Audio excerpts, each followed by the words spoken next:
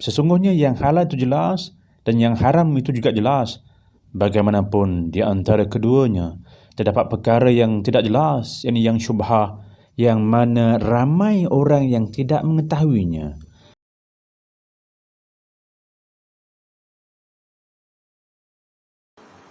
Dan syukur kepada Allah Subhanahu wa taala kerana kita masih lagi mampu untuk kita mandi sendiri sebelum ada orang lain yang akan memandikan kita. Alhamdulillah, syukur.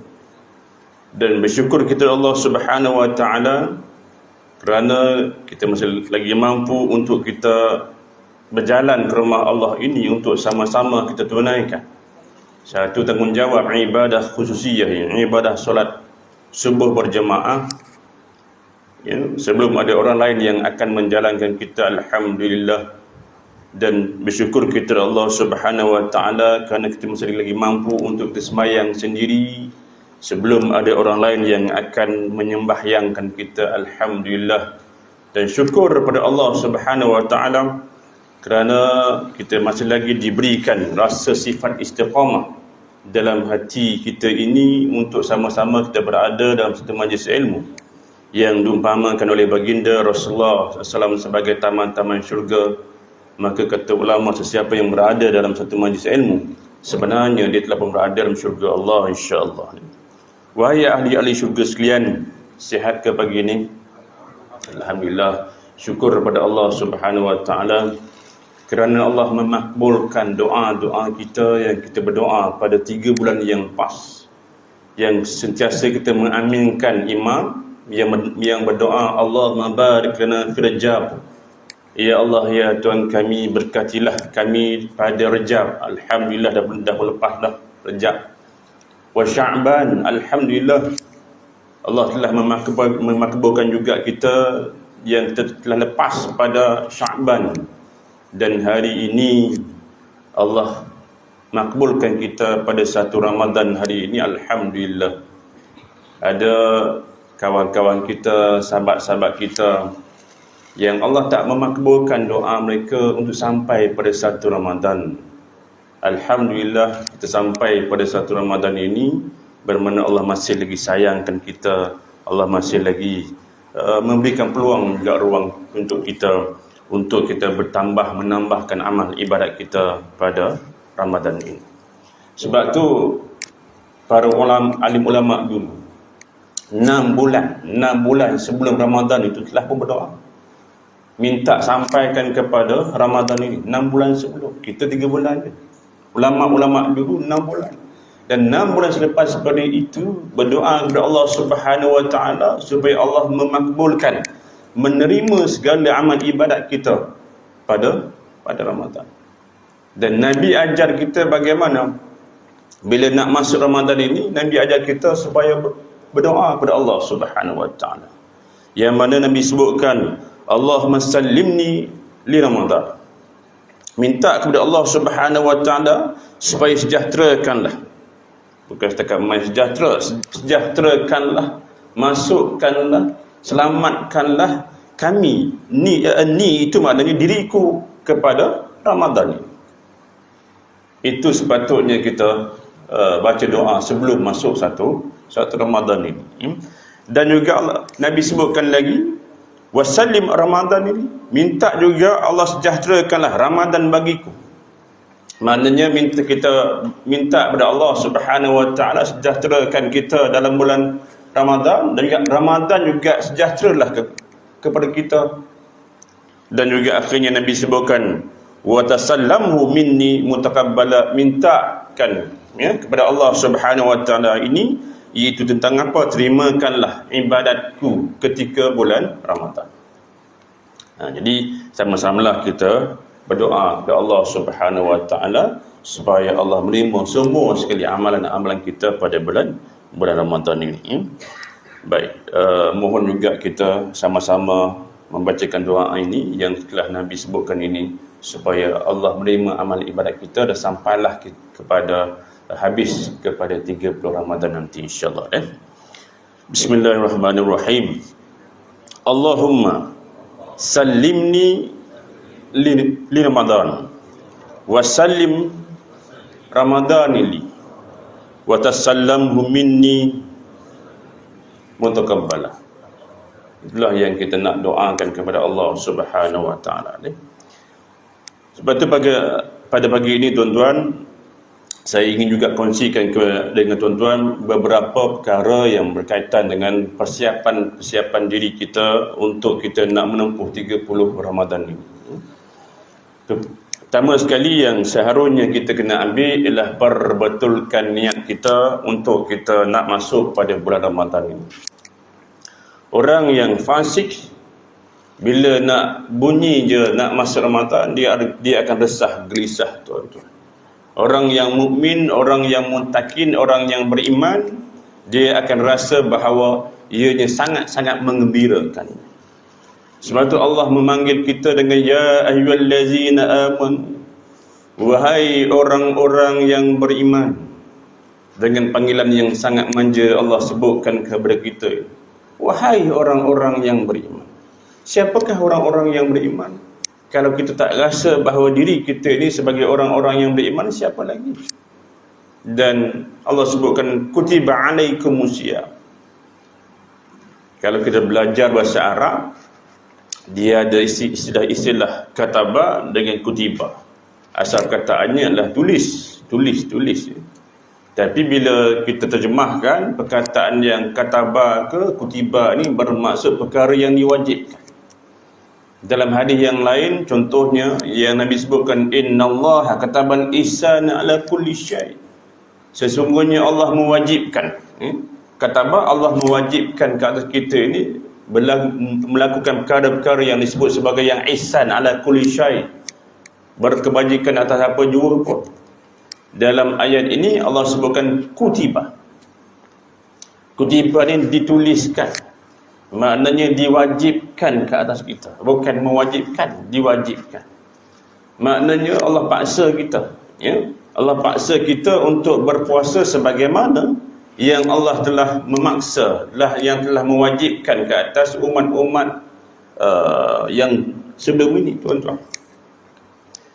Bukan senang kita nak mengubah sesuatu perkara yang lazim yang kita buat. Setiap hari kita makan, setiap hari kita makan. Ini Allah nak minta supaya jangan makan. Maka kalau tak dipaksa, maka tak jadi, tuan-tuan. Ya? Sebab tu saya sebutkan pada awal tadi, kena perbetulkan niat. Tuan-tuan hadir ke rumah Allah ini, niat terpaksa ke ikhlas? Tuan-tuan, tak berapa nak bunyi. Kan? Maknanya dalam hal ini, kalau tidak dipaksa, Allah tak paksa, kalau tak disebutkan ganjaran-ganjaran yang ada, mungkin kita tak datang, tuan-tuan. Maka dalam hal ini Allah sebutkan kutiba, itu maknanya ditulis, diwajibkan. Dan juga orang kata bila kita di highway, jalan raya, bersisih dengan sahabat-sahabat ataupun juga yang tidak kita kenal, kalau yang jenis naik kenapi lam tu, maknanya adalah perkara yang berlaku depan. Tak, biasanya begitulah. Ya, dan bahasa-bahasa jalan raya ni kalau ada angkat lampu tu, biasanya ada speed trap. Biasanya begitu. Ya? Ke dia kenal kita? Tak kenal. Biasanya dia akan kata yang depan sana tu ada speed trap. Kebiasaannya begitu. Ya? Dan bila sampai je kita lihat semua dah kena tahan. Dan kita alhamdulillah orang yang taat, tak lebih. Tak kena. Tapi kita akan lihat bahawa polis itu akan tulis. Akan tulis. So, dia tulis apa? Dia tulis surat cinta ke? Dia tulis apa? Sama. Maknanya itu disebut sebagai kutiba. Maknanya orang dah well known dah. Kalau kata polis yang tulis, dia akan tulis perkara yang boleh menyebabkan orang itu salah. Ya? Maka kita dah well known dah, kita dah tahu dah. Maka dalam hal ini bermakna Allah kata kutiba, puasalah sebagaimana orang yang dulu tu berpuasa, tuan-tuan. So dalam hal ini kena mengikhlaskan diri kita, sebab orang yang munafik, orang yang fasik, memang dia akan resah gelisah apabila sampainya masuknya Ramadan, dan juga dia akan carilah perkara-perkara yang boleh melepaskan dia, pergi jumpa doktor, pergi jumpa orang ni supaya melepaskan sebagai syarat untuk tak nak berpuasa. Ya? Nanti akan timbul juga adalah geng-geng plastik hitam yang kebiasaannya yang duk berlaku pada setiap tahun. Yang ni lah yang kata kita perlukan perbaiki niat kita. Ya? Yang kedua, kata ulama, termasuk juga lah kata Ustaz Abdul Samad, dia kata bahawa sebelum nak masuk Ramadan, maka perlu juga kita mandi sunat taubat. Saya sepatutnya sebelum Ramadan kan, tapi tak apalah, saya sebutkan di sini. Maknanya sebelum masuk Ramadan itu disunatkan kita mandi taubat. Mandi taubat itu bertujuan apa? Untuk membersihkan diri kita ni, tuan-tuan. Kalau ulama-ulama dulu memang kebanyakan mereka ini duduk di tepi-tepi sungai, senang untuk nak mandi. Ada orang tanya, mandi taubat ni macam mana Ustaz? Mandinya lebih kurang sebagai mandi wajib sama. Niatnya sahaja ke mandi taubat kerana Allah Ta'ala. Mandi wajib macam mana Ustaz? Itu berat. Kalau tak tahu nak mandi wajib. Dan semayanglah sunat taubat 2 rakaat. Tuan-tuan, kita buatlah. Buat kan? Saya sangkanya buatlah. Tapi itulah yang diajar oleh para ulama sebelum nak masuk kepada Ramadan. Kalau kata yang belum buat lagi pun boleh buat, tuan-tuan. Ini antara perkara-perkara yang kita rasa bahawa Allah nak mengampunkan doa-doa kita, sebab yang Nabi sebutkan, man shama ramadana imanan wa ihtisaba ghufira lahu ma taqaddama min dhanbi. Kita nak mendapatkan apa? Ghufira lahu, itu pengampunan daripada Allah atas dosa-dosa yang telah kita buat. Yang sebelum ini antaranya, kalau kita nak rasa begitu, mandi sunat taubat dan juga sunat taubat 2 rakaat, tuan-tuan. Minta ampunlah kepada Allah Subhanahu wa taala. Dan saya yakin bahawa semua daripada kita ini ada melakukan salah dan juga dosanya, kan? Innal insan la yaqul khata' wa nisyan. Kita ni tak terlepas daripada melakukan salah dan juga dosa. Mesti ada orang buat salah. Tapi ada ruang juga peluang, tempatnya yang Allah berikan antaranya adalah Ramadan ini, tuan-tuan. Antara tempat untuk nak membersihkan diri kita ini adalah dengan kita bertaubat, tubu ilallah taubatan nasuha. Sebab semua di antara kita, tak kira siapa pun, imam ke, tok kadi ke, raja ke, ulama ke, ustaz ke, semua ada buat salah. Saya tak pastilah kod jemaah gicing ni tak pernah buat salah ke ada kod. Kalau ada yang rasa saya tak pernah buat salah, Ustaz, kod ada sini kan. Kalau ada sini bolehlah angkat tangan ke, saya nak selfie sikit dengan dia. Maknanya, tuan-tuan, dalam hal ini semua ada orang yang buat salah. Sebaik-baik kesalahan itu adalah orang yang bertaubat kepada Allah Subhanahu wa taala. Kan, Rabbana la tu'akhizna in nasina aw akhtana. Kita minta kepada Allah Subhanahu wa taala jangan ambil lah kesalahan-kesalahan kita, kealpaan kita yang telah kita buat ini. Sama ada kesalahan itu, dosa yang kita sedari, dosa yang kita tidak sedari, maka kita minta ampun kepada Allah Subhanahu wa taala. Perbanyakkanlah istighfar kepada kita. Baik. Yang seterusnya, tuan-tuan, apa yang perlu kita buat adalah dalam hal ini kita perlu memikirkan banyak mana sedekah yang perlu kita buat, yang perlu kita berikan kepada orang yang boleh kita menyampaikan sedekah, tuan-tuan. Kena perbanyakkan sedekah. Bila sahabat bertanyakan kepada baginda Rasulullah SAW, ai sedekah afdal, mana sedekah yang paling afdal? Nabi kata, sedekah fi Ramadan, sedekah dalam bulan Ramadan. Maknanya kalau kita sedekah dalam tabung itu sebelum ini 2-3 ringgit, kena ganda lah. Kena ganda tong-tong yang ada depan ini, kena tambahkan dengan 10 ringgit, tuan-tuan. Kena perbanyakkan. Dan bukan setakat sedekah itu dipandang dari sudut nilai wang ringgit saja, tapi termasuk juga sedekah tenaga kita, sedekah akal fikiran kita, sedekah perkataan-perkataan yang baik. Sekarang ni ramai orang yang boleh buat dengan tulisan-tulisan yang ada dalam FB, dalam Insta, dalam grup sebagainya. Kena buat perkara-perkara yang boleh memberikan manfaat kepada yang lain. Kan, kalau dulu dekat kampung-kampung dulu lah, kampung-kampung saya dulu, kita lihat memang orang makcik-makcik masak sebagainya, dia boleh agih-agih kan. Sekarang ni yang berada di taman-taman agak sukar dah sikit kan, orang sibuk bekerja. Tapi ada cara lain tuan-tuan. Sekarang ni sudah ada Grab Food, dah ada Food Panda, dah ada, hanya hantar kan? Hanya hantar saja, boleh, tak jadi masalah pun. Kalau kita niat itu nak buat perkara yang baik, boleh buat.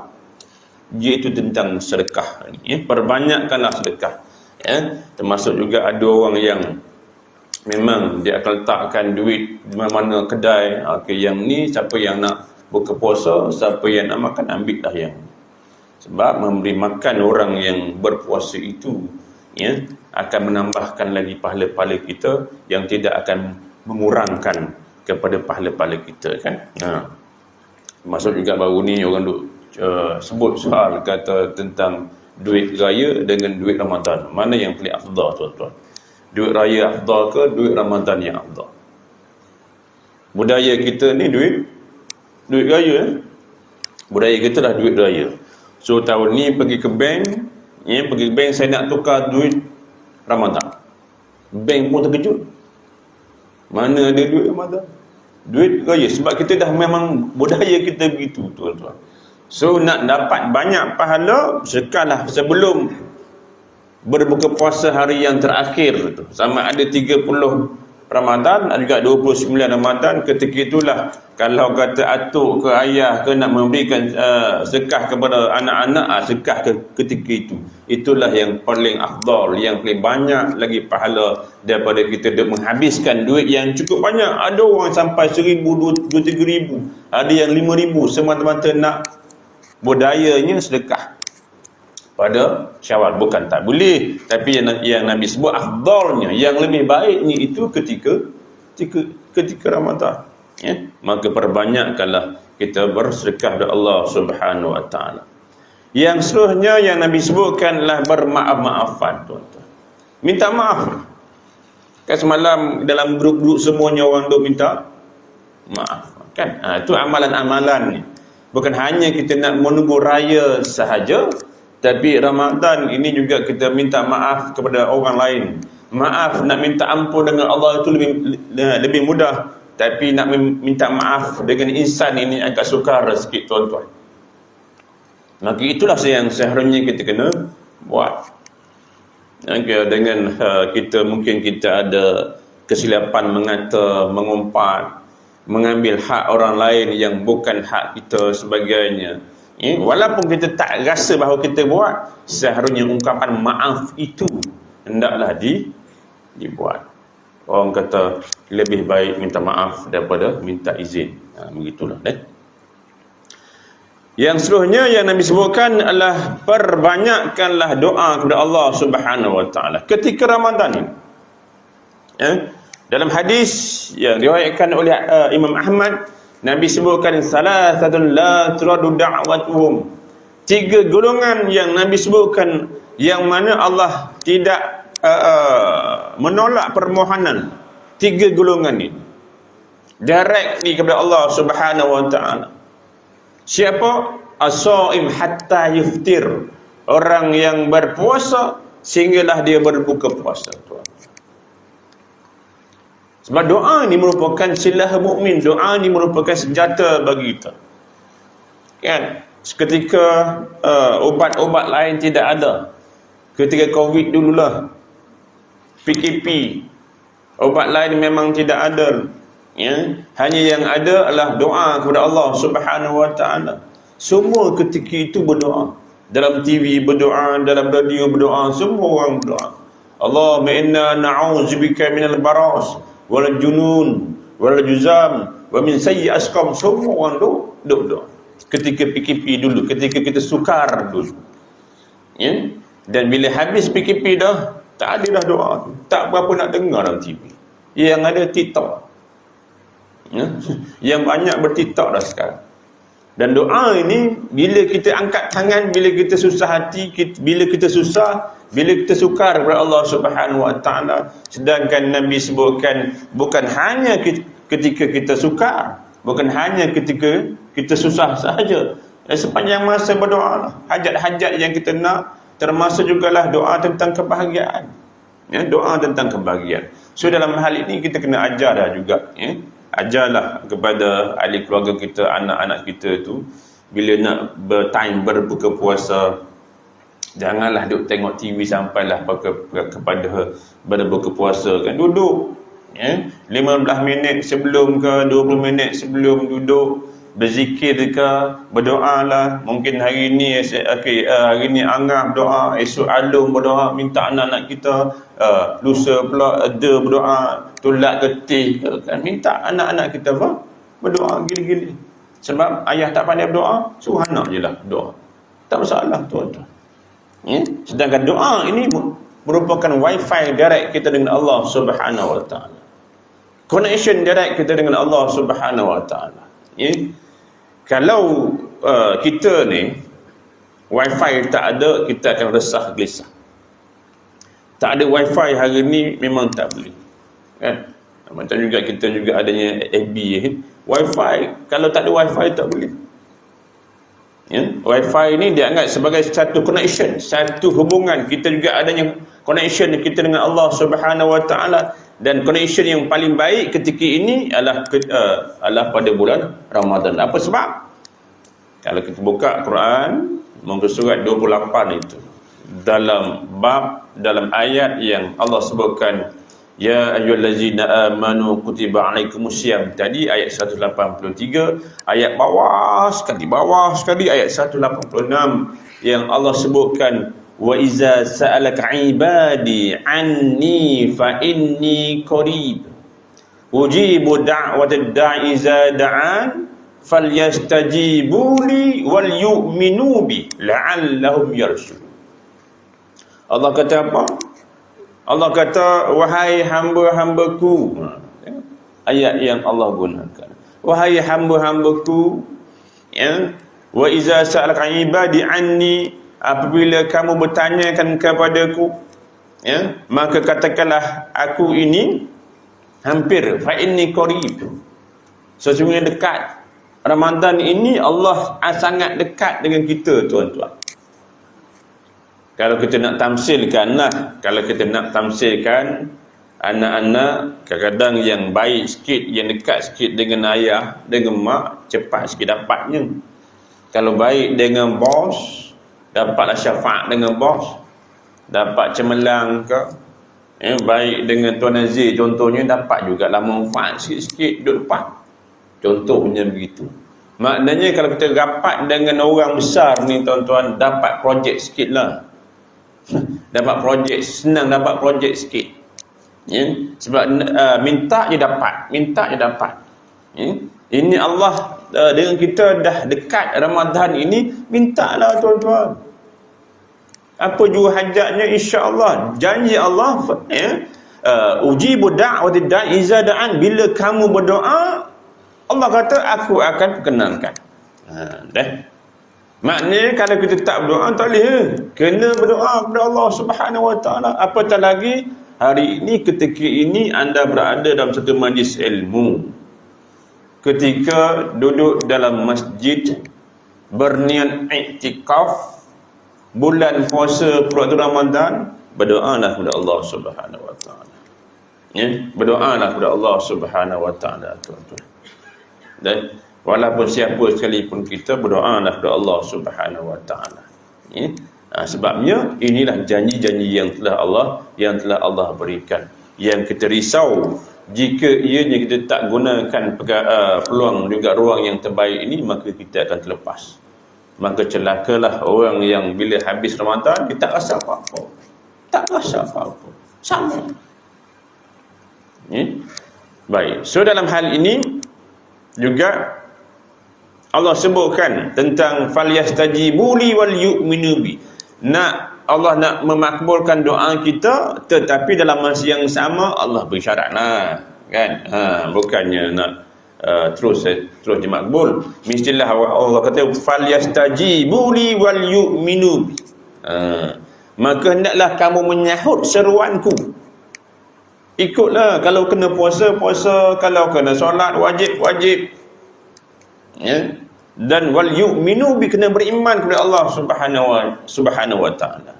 Maka jangan buat perkara-perkara yang membatalkan, perkara-perkara yang boleh merosakkan iman kita. Sebab tu tuan-tuan, antara perkara yang seharusnya juga kita kena tahu sebelum masuk Ramadan ini adalah fiqh Ramadan. Dia kena tahu juga tentang sah batalnya puasa kita itu. Tentang adakah kita dah ganti qada ketika belum, fidyah itu dah kita laksanakan belum. Contohnya juga kita kena tahu, barulah kita rasa zubnya itu bila kita nak masuk Ramadan. So dalam hal ini kena perbanyakkanlah doa kepada Allah Subhanahu wa taala. Cuma kita risau kod doa kita itu sentiasa kita berdoa, tapi ada perkara yang boleh menyebabkan doa kita itu tak dimakbulkan oleh Allah Subhanahu wa taala. Saya teringat satu hadis daripada baginda Rasulullah SAW, hadis yang sahih, hadis yang ke-10 yang disebutkan oleh Imam An-Nawawi dalam hadis 40 itu. Tentang doa yang ditolak oleh Allah Subhanahu wa taala. Nabi sebutkan apa? Nabi sebutkan innallaha ta'ala thayyibun la yuqbalu illa thayyib. Sesungguhnya Allah itu baik, maha baik, dan Allah tidak akan terima melainkan orang yang baik-baik saja.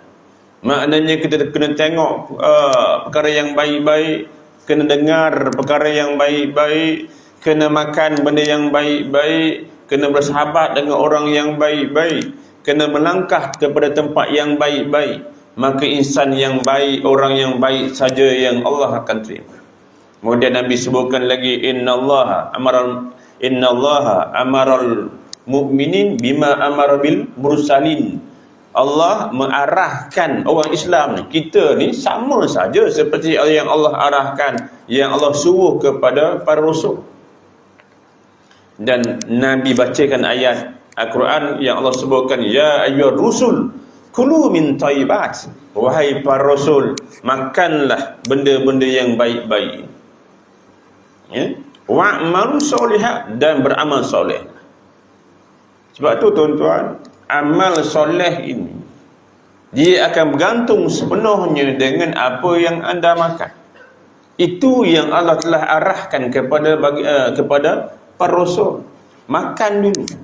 Maknanya kena pastikan makanan anda ini makanan yang termasuk perkara-perkara yang baik. Itu sebagai penentu sama ada amalan kita ini soleh atau juga toleh. Itu yang telah Allah sebutkan kepada para rasul. Dan dalam ayat yang lain Nabi sebutkan ya ayyuhallazina amanu kulu minat thayyibat. Ya, wahai orang-orang yang beriman, makanlah benda-benda yang baik-baik, washkurillah, dan juga bersyukurlah kepada Allah Subhanahu wa taala. Dan juga akhirnya Nabi menggambarkan thumma dzakara rajulun, datang seorang lelaki yang safar dalam keadaan yang bermusafir, yang mudu yadahi ila sama, yang tadah tangan ke langit, ya Rabb, ya Rabb, wahai Tuhanku, yang mengharapkan doa itu dimakbulkan. Tapi Nabi sebutkan wa mat'amu haram wa masyrabu haram. Makan kamu tu haram, dan juga minuman kamu tu haram. Ulama sebutkan dalam hal ini, haramnya ini ada dua, iaitu haram lizatihi, iaitu benda tu dah memang haram dah, ya. Yang Allah sebutkan hurimat alaikum maitatu waddamu walam khinzir, itu memang benda tu dah memang haram dah, darah bangkai babi ini. Tapi yang cukup kita risaukan ketika Ramadan ini adalah haram lighairi, haram disebabkan benda yang lain. Contohnya apa? Contohnya berlakunya pembaziran ketika berbuka puasa, itu juga perkara yang termasuk dalam perkara yang haram. Innal mubazirina kanu ikhwanus syayatin. Bazir itu adalah sahabat Sahabat bukan sahabat yang baik, maknanya sahabat itu sahabat yang buruk. Ya, amalan syaitan itu yang kita ikut. So dalam hal ini tuan-tuan kena pastikan tidak berlakunya pembaziran ketika berbuka puasa ni tuan-tuan. 2 tahun lepas tidak ada istilah buffet Ramadan. Yang ni dah ramai, dah banyak hotel-hotel pun dah terima tempahan-tempahan ketika buffet Ramadan ini. Dan setiap tahun kita akan membincangkan tentang bertantan 10 tan sehari pembaziran berlaku di kerana buffet Ramadan ini tuan-tuan. Ini juga perkara yang haram yang boleh menyebabkan doa kita itu Allah tak terima. Banyak. Ya. Dan oleh kerana itulah dalam bab ini saya rasa orang yang paling afdal, yang paling tepat, paling baik untuk nak menentukan membazir ataupun tidak siapa? Suami ke isteri? Suami ni ikut je. Yang paling afdal sekali untuk nak memastikan tak berlakunya pembaziran ini, tak berlakunya makan banyak ni tuan-tuan, sebab ialah perut itu punca segala penyakit. Dan statistik yang pernah saya baca, orang akan berjumpa doktor ini lebih ramai lagi ketika lepas Ramadan. Lepas Ramadan ramai yang pergi jumpa doktor. Sebab apa? Kaedah makan itu. So dalam hal ini kepada para ibu sekalian, para isteri sekalian, anda juga harus memainkan peranan yang cukup penting dalam memastikan ahli keluarga kita ini tak banyak makan. Tak banyak makan. Antara 3 petua yang boleh saya nak kongsikan di sini adalah, para ibu sekalian, anda jangan masak yang sedap kepada suami anda. Macam boleh. Jangan masak sedap. Kalau masak sedap tuan-tuan, confirm suami anda, isteri anda akan makan banyak. Bila makan banyak, minum banyak. Bila minum banyak, berehat banyak. Bila berehat banyak, tidur banyak. Bila tidur banyak, sakit banyak. Bila sakit banyak, anda cepat janda. Sebab mati cepat. Sakit. So dalam hal inilah, para ibu sekalian, jangan masak sedap kepada suami anda. Dan kepada para suami, jika isteri kita masak tak sedap itu, maknanya dia sayangkan kita lah. Kena ubah mindset. Boleh? Tak berapa nak jawab. Dan sebab apa? Ketika Ramadan ni tuan-tuan, masak apa pun semua sedap. Betul? Orang yang tengah lapar, masak apa juga pun semua sedap tuan-tuan. Oleh kerana itu jangan masak sedap kepada isteri sekalian, jangan masak sedap. Itu yang pertama. Yang keduanya, jangan jangan masak banyak menu. Jangan masak banyak menu.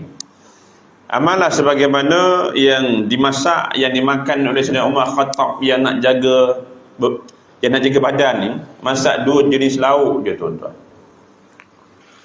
Satu ikan singgang, satu budu. Habis cerita. Sihat. Dan jika kita banyak masak menu ni tuan-tuan, maka kita akan menghabiskan banyak masa di dapur itu nak memikirkan banyak menu. Saya tengok sekarang dah ada dalam grup WhatsApp dah 30 menu telah pun ada siap sedia untuk kaum wanita. Dah siap semua dah 30 menu. Semua buat.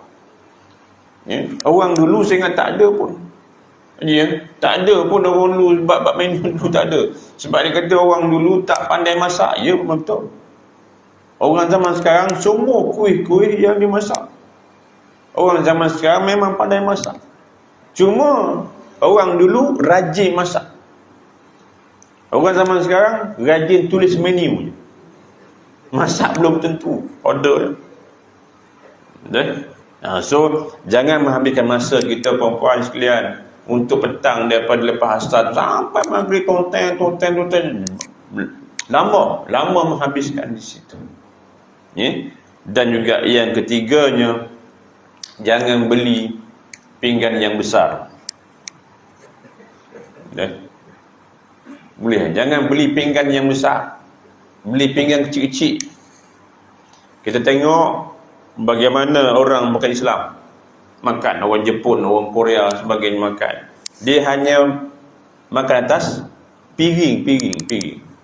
Siapa yang biasa travel keluar negara kerap, kita kena akan tengok tabiat orang negara Islam makan dengan negara bukan Islam makan. Itu pun juga kita dah dapat lihat bagaimana orang Arab makan lagi tu. Kan? Dulang, talam. Kan? Kalau kita pergi negara orang bukan Islam, kita pergi ke Australia, New Zealand, Jepun, ya, US, dia orang makan sikit, bukan cuma dia hanya piring kecil. Bila dah habis letak, ya, baru pergi ambil balik. Maknanya tak berlakunya pembaziran. Kita akan lihatlah di musim buffet ni akan letak pinggan besar, kita akan ambil kutip semua letak duduk. Tengok sahabat kita, tengok menu tu tak ada pula, kau ambil mana hujung, bangun lagi ambil boh. Akhirnya tak termakan, tuan-tuan. So ini juga antara perkara yang kita nak mengelakkan daripada berlakunya pembaziran yang menyebabkan doa-doa kita ini Allah tak terima. Termasuk jugalah tuan-tuan dalam kita nak menjaga yang soal halal haram tu yang kerap yang telah setiap hari yang saya sebutkan, termasuk jugalah anda nak membeli makanan, pastikanlah belilah makanan daripada orang yang tidak fasik. Ya? Dalam bab fikah dia ada yang syarak, lepas dah kita juga perlu tambah bab warak. Syarak lepas warak itu juga kita kena ambil. Yang Nabi sebutkan innal halal bayyinun wa innal harama bayyin wa bainahuma umurun mustabihat la ya'lamuhunna katsirun minan nas faman ittaqa syubhat faqad istabra'a lidinihi wa 'indi. Sesiapa yang meninggalkan perkara-perkara yang syubhat, termasuklah ulama sebutkan orang yang buat itu daripada orang yang fasik. Orang yang fasik maknanya orang Islam tapi dia tidak mengamalkan amalan Islam yang terbaik. Kan? Orang yang jual bertambah, orang yang menjual nasi kerabu, orang yang menjual laksam ke, orang yang menjual kuih John, roti John ke, kuih donat pau ke, kita lihat pau tu memang ditudung. Orang yang membuat pau tak berapa nak pakai tudung. Contohnya begitu. Maka dalam hal ini kita beralihlah kepada orang yang walaupun tak sedap, tuan-tuan. Katakanlah contoh ni, lepas pada ni petang karang kan, anda nak pergi beli roti John juga pau lah. Yang ni Makcik Timah buat pau. Elok Makcik Timah pakai tudung elok, tapi tak berapa nak sedap pau dia. Yang Cik Timah sebelah ni pau dia tu sedap, tapi tak pakai tudung, tuan-tuan. Pakai pula baju yang ketat-ketat. So kita ni yang nak pergi beli ni, anda nak beli pau Makcik Timah ke pau Cik Timah? Ikhlas saja jawab. Cik Timah. Itu yang duk mari suruh jawab. Maknanya kita lebih kepada yang sedap. Yang sedap, yang lazat, belum tentu lagi yang berzat. Yang berzat juga belum tentu lagi yang berkat. Dalam bab Ramadan ni tuan-tuan, keberkatanlah yang seharusnya kita kena cari. Ini juga antara perkara-perkara yang kita lihat mungkin nampak remeh, tapi nak menjaga amal ibadat kita ni tuan-tuan. Supaya apa? Supaya Allah tidak menolak permohonan doa kita ini dianggap sebagai wifi kita dengan Allah Subhanahu Wa Taala. Kita memang tak boleh hidup tanpa wifi ni yang ada dalam dunia ni. Kalau wifi ini agak-agaklah kalau kita bekerja di Putrajaya, yang ni wifi ni tertinggal di rumah, agak-agak musim balik tak?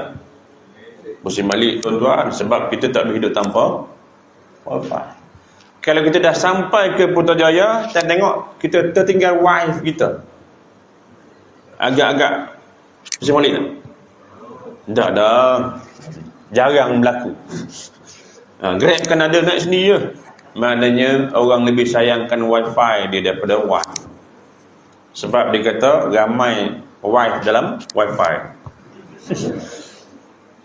So wifi itulah yang hari ini orang cuba cutkan, nak cuba potongkan dengan makanan itu haram, wamal basuh haram, pakaian juga kena jaga ketika Ramadan ini tuan. Pakaian kita juga kena jaga, pastikan anak-anak kita pastikan dengan pakaian yang syariah compliant ini. Sebab itu juga antara perkara yang Allah tidak akan terima kalau pakaian itu tidak syariah compliant, tak tutup aurat dengan sempurna. Bukan sekadar anak kita, isteri-isteri kita juga perlu diperingatkan, tuan-tuan. Wa ghuziya bil haram, apa juga yang membawa kepada yang haram ni, fa anna yustajab, bagaimana doa itu nak dimakbulkan. Oleh kerana itulah Ramadan ini, tuan-tuan, gunalah, manfaatkanlah apa juga peluang yang Allah berikan ini untuk kita berdoa kepada Allah Subhanahu Wa Taala, untuk kita membaca Al-Quran, untuk kita sedekah tadi, dan juga ikhlaskan niat kita supaya semuanya amalan ini yang Allah akan terima, semuanya perkara yang kita buat ketika Ramadan ini. Itulah juga perkara yang kita mengharapkan Allah memakbulkan doa-doa kita insya-Allah. Saya rasa itu saja yang sempat saya nak kongsikan dengan tuan-tuan dan puan sekalian, perkara-perkara yang menjadi asas. Itu belum lagi termasuk menu Ramadan yang seharusnya anda kena buat. Bukan menu makanan, menu tentang tarawih, solat sunat ba'diyah, qabliyah, menu tentang tadarus, menu tentang sedekah tadi, menu tentang tolong orang. Itu juga antara menu Ramadan yang anda perlu grabkan untuk nak mendapat pahalanya daripada Allah Subhanahu Wa Taala. Jadi apa yang baik datang daripada Allah Subhanahu Wa Taala, yang tak baik itulah kelemahan-kelemahan saya sendiri. Jika ada pandangan-pandangan yang lebih baik, maka ambillah pandangan sebut. Assalamualaikum warahmatullahi wabarakatuh. A'udzubillahi minasyaitonir rajim. Bismillahirrahmanirrahim. Alhamdulillahirabbil alamin wassalatu wassalamu ala asyrafil anbiya'i wal mursalin wa ala alihi wa sahbihi ajmain. Allahumma faqihna fid din, 'allimna ta'wil wa hdina siratal mustaqim. Allahumma rizqna rizqan wasi'an warzuqna rizqan halalan tayyiban wa 'ilman nafi'an wa 'amalan shalihan mutaqabbalan wa tijaratan lan tabur. Rabbana atina fid dunya hasanah wa fil akhirati hasanah wa qina azabannar. Walhamdulillahirabbil alamin. Taqabbalallahu minkum.